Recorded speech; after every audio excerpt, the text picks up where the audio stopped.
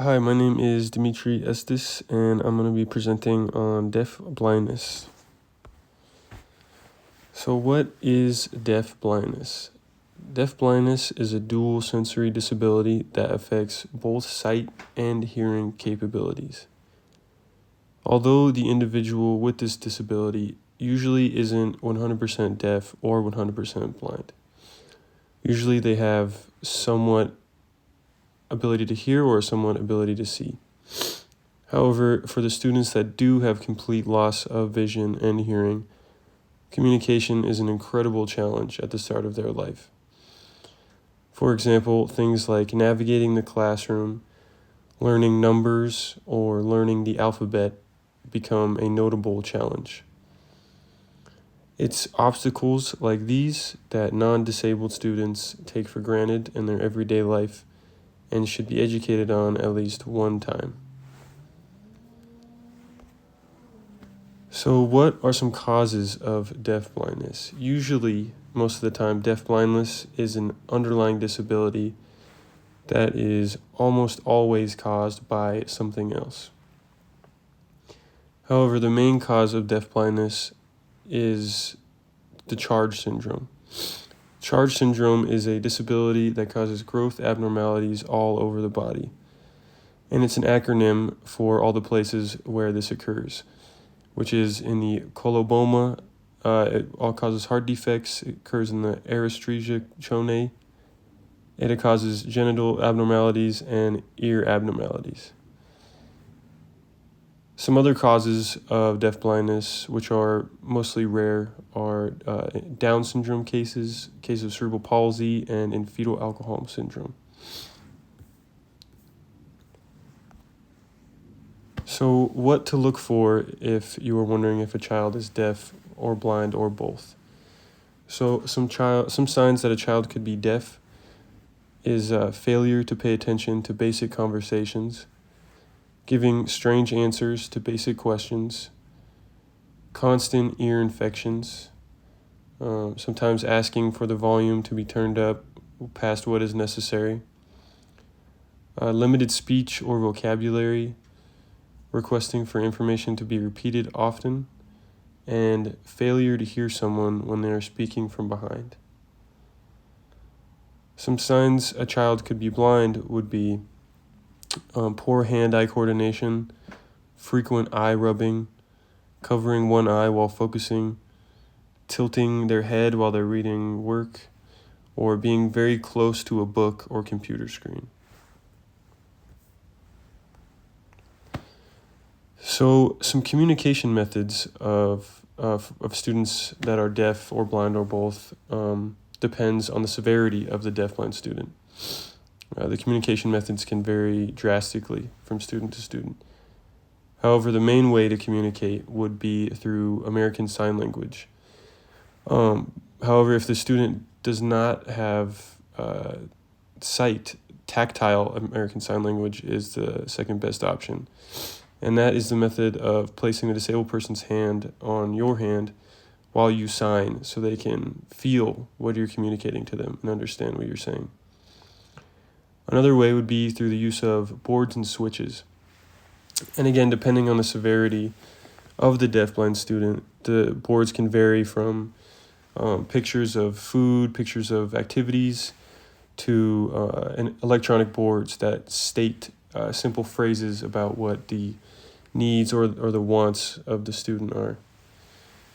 And finally, there is a relatively new method of communicating for the completely deaf and blind individual. And it's kind of a complicated and interesting process that I am not the greatest at explaining, so I'll just play a video that'll show you what I'm talking about. This is a new language that could change the lives of thousands of deaf-blind people. It's called Protactile, or PT, and it's based entirely on a sense of touch.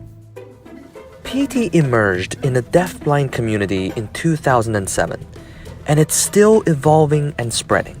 I'm going to tell her I want the palm of her hand. This is Jamie Lard. She and her hearing and sighted interpreter, Christine Dwyer, have incorporated elements of PT in their communication. Amazing. I've known her for 30 years, and we have changed the way we communicate.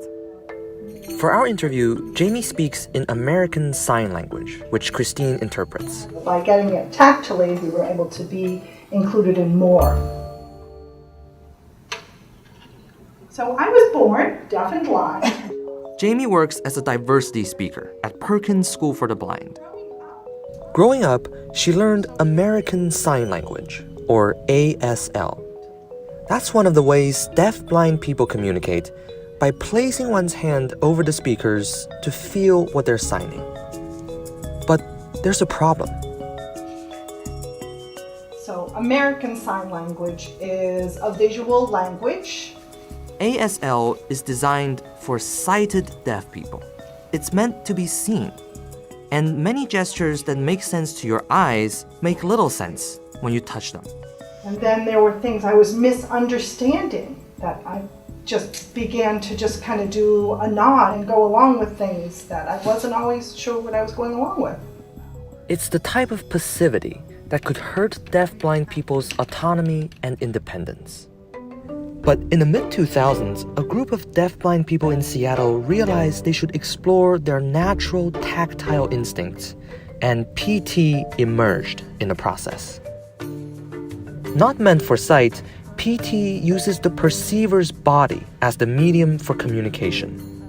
Here's an example of how it's different from ASL. Christine will first use ASL to describe the layout of a building. So in the middle is the tower, and on the sides are two hallways. This one has classrooms, this side has offices. But if I'm going to add it and change it to PT, I'm going to ask Jamie to give me her hand, and I can use this to draw the visual information. On each side are hallways with classrooms and offices.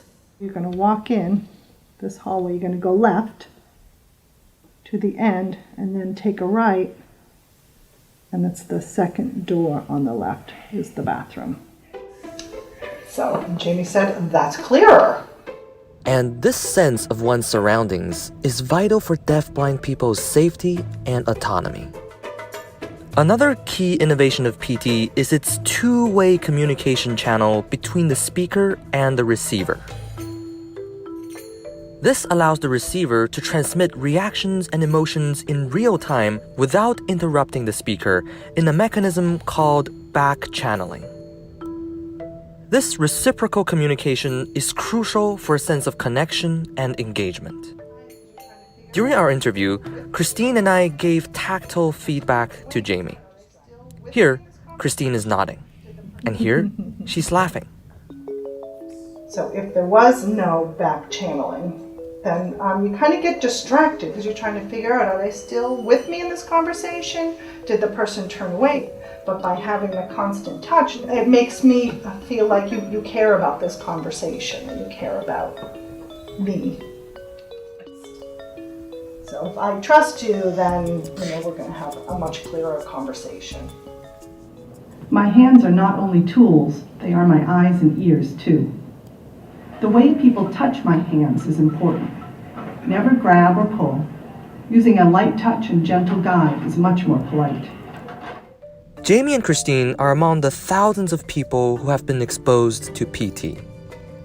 As the young language grows, it's seeing new expressions rooted in deaf-blind people's experience that don't exist in any other language. It's a new frontier of communication and connection.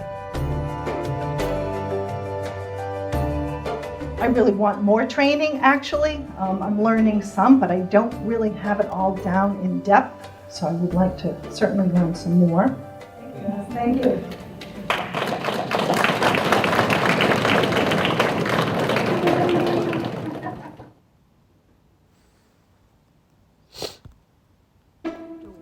This is a new. So, in conclusion, the deafblind students' wants and needs can vary drastically, And the most efficient way to help them as a teacher would be to implement the include strategy with each student.